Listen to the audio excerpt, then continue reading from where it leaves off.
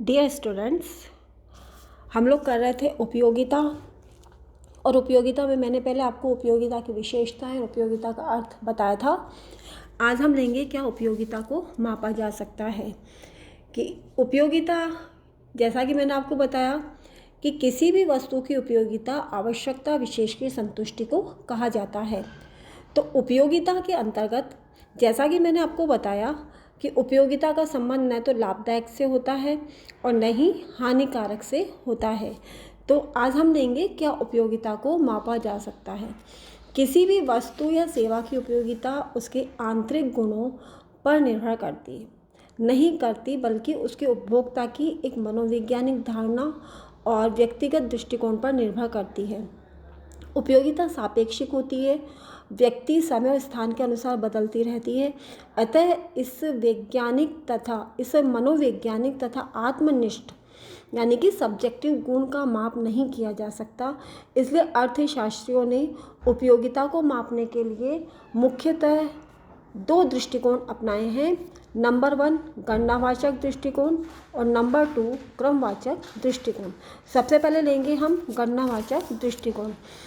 अर्थशास्त्र के प्रारंभिक विकास में गणित संप्रदाय के प्रोफेसर जेवेंस, मेनगर और वालरस ने उपयोगिता को मापने का प्रयास किया, लेकिन उनके विचारों को वैज्ञानिक रूप प्रदान करने का श्रेय नवप्रतिष्ठित संप्रदाय के अर्थशास्त्री प्रोफेसर मार्शल और पेगु आदि अर्थशास्त्रियों को जाता है।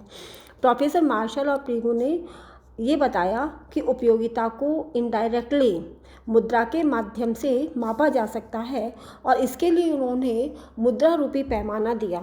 जैसे यदि एक वस्तु की कीमत 2 रुपये है तो उस वस्तु की उपयोगिता भी 2 रुपये के बराबर हो गई। जैसे हम एक पेन खरीदते हैं, पेन यदि 10 रुपये का है, 2 रुपये का है, 15 रुपये का है, 100 रुपये का है, तो उसकी उपयोगिता भी 100 रुपये, 10 रुपये, 5 रुपये के बराबर हो जाएगी।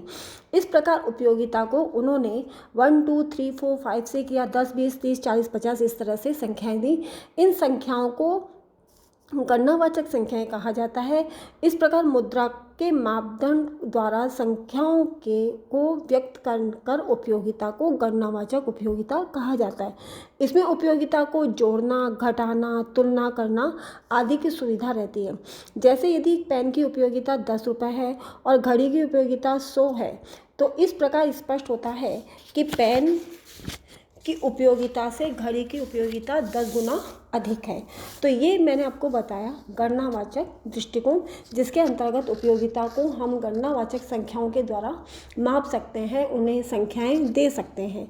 लेकिन इसके विरोध में दूसरा दृष्टिकोण अपनाया गया, वो है क्रमवाचक दृष्टिकोण। और क्रमवाचक दृष्टिकोण के अंतर्गत आधुनिक अर्थशास्त्रियों में जैसे हम ले सकते हैं वालरस, सैमुअल्सन, न्यूमैन आदि अर्थशास्त्री और पेरेटो, हिग्स, एलन आदि अर्थशास्त्रियों ने उपयोगिता को एक मनोवैज्ञानिक एवं वैयक्तिक विचार बताया और कहा कि उपयोगिता एक मनोवैज्ञानिक धारणा है जिसे केवल महसूस किया जा सकता है, उसकी गणना नहीं की जा सकती।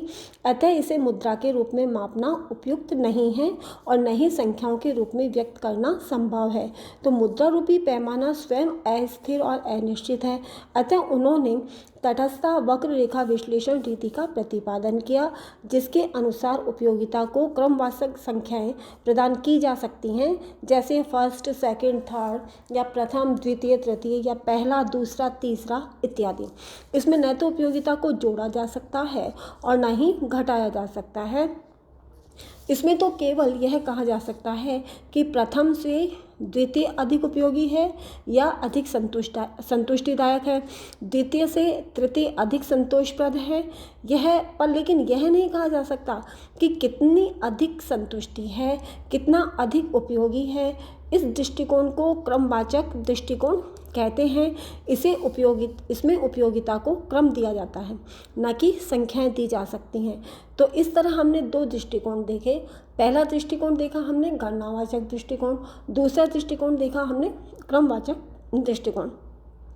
गणनावाचक दृष्टिकोण वाले अर्थशास्त्री उपयोगिता को मुद्रा रूपी पैमाने से मापते हैं और कहते हैं कि मुद्रा को हम मुद्रा के रूप में माप सकते हैं, जबकि क्रमवाचक दृष्टिकोण वाले अर्थशास्त्री उपयोगिता को एक मनोवैज्ञानिक धारणा मानते हैं और तटस्थता वक्र विश्लेषण की विधि से उपयोगिता को क्रम में व्यक्त करते हैं।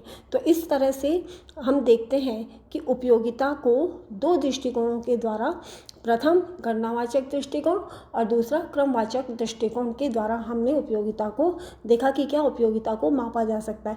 आपसे एग्जाम में ये पूछा जा सकता है कि क्या उपयोगिता को मापा जा सकता है, तो उसमें आपको ये दोनों दृष्टिकोण स्पष्ट करने होंगे। कई बार ये भी पूछा जाता है कि स्पष्ट कीजिए कि उपयोगिता एक क्रमवाचक धारणा है, तो उसमें आपको क्रमवाचक दृष्टिकोण को भी बताना होगा और गणनावाचक दृष्टिकोण को भी बताना होगा। और कई बार केवल एग्जाम में पूछ लिया जाता है कि स्पष्ट कीजिए कि उपयोगिता अमापनीय है या उपयोगिता एक मनोवैज्ञानिक धारणा है, तो उसमें आपको क्रमवाचक दृष्टिकोण को स्पष्ट करना होगा। तो ये मैंने आपको बताया उपयोगिता और उपयोगिता का अर्थ, उपयोगिता की परिभाषा, इसके साथ साथ उपयोगिता की विशेषताएं हमने पढ़ी और फिर नेक्स्ट हमने देखा कि क्या उपयोगिता को मापा जा सकता है। अब इसके बाद में हम ले लेंगे उपयोगिता के रूप। उपयोगिता के प्रमुख दो रूप हैं, एक तो कुल उपयोगिता और एक सीमांत उपयोगिता। ये मैं आपको ले लूँगी नेक्स्ट टाइम पे।